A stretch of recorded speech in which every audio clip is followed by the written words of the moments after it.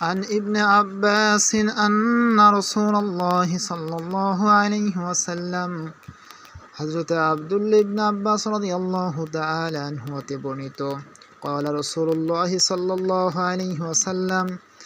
তিনি বলেন আল্লাহ রাসূল সাল্লাল্লাহু আলাইহি ওয়াসাল্লাম ইরশাদ করেছেন কদিমাল মাদিনাতা রাসূল মদিনায় গমন করলেন ফাওয়াজাদা অতঃপর দেখতে পেলেন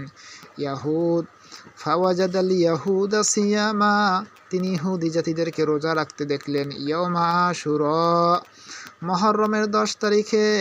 অতঃপর আল্লাহ রাসূল সাল্লাল্লাহু আলাইহি ওয়াসাল্লাম বললেন ফাকাল লাহুম তাদেরকে বললেন রাসূলুল্লাহ সাল্লাল্লাহু আলাইহি ওয়াসাল্লাম আল্লাহ রাসূল সাল্লাল্লাহু আলাইহি ওয়াসাল্লাম ইহুদি জাতিদেরকে বললেন মা হাযাল ইয়াউমুল্লাযী তাসুমুনা কেন তোমরা এই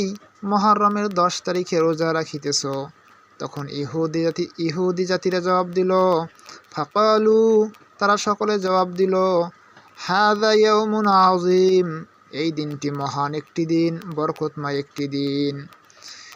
এরপরে ইহুদি জাতি বলল আনজাল্লাহু ফীহি মূসা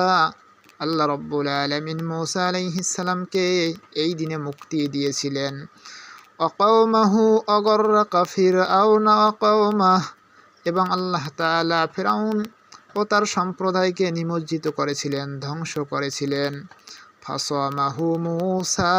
শুকরান অতঃপর মূসা আলাইহিস সালাম এই দিনের শুকরিয়া আদায় স্বরূপ তিনি রোজা রেখেছিলেন ফানাহনু নাসুমুহু সুতরাং আমরাও রোজা রাখি এই দিনে ফাকাল রাসূলুল্লাহ সাল্লাল্লাহু আলাইহি ওয়াসাল্লাম আল্লাহ রাসূল সাল্লাল্লাহু আলাইহি ওয়াসাল্লাম বললেন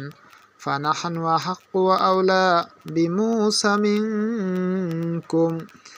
আল্লাহ রাসূল সাল্লাল্লাহু আলাইহি ওয়াসাল্লাম বললেন তোমাদের চেয়ে হযরত মূসা আলাইহিস সালামের অনুসারী হওয়ার অধিকতর হকদার ও বেশি যোগ্য তো আমরা এরপর আল্লাহ রাসূল সাল্লাল্লাহু আলাইহি ওয়াসাল্লাম বললেন রাসূলুল্লাহ সাল্লাল্লাহু আলাইহি ওয়াসাল্লাম ওয়া আমারা বিসিয়ামি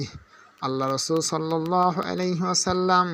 তার সাথীদেরকে নির্দেশ দিলেন যেন তারাও মুহররমের 10 তারিখে রোজা রাখে মুত্তাফাকুন আলাইহি।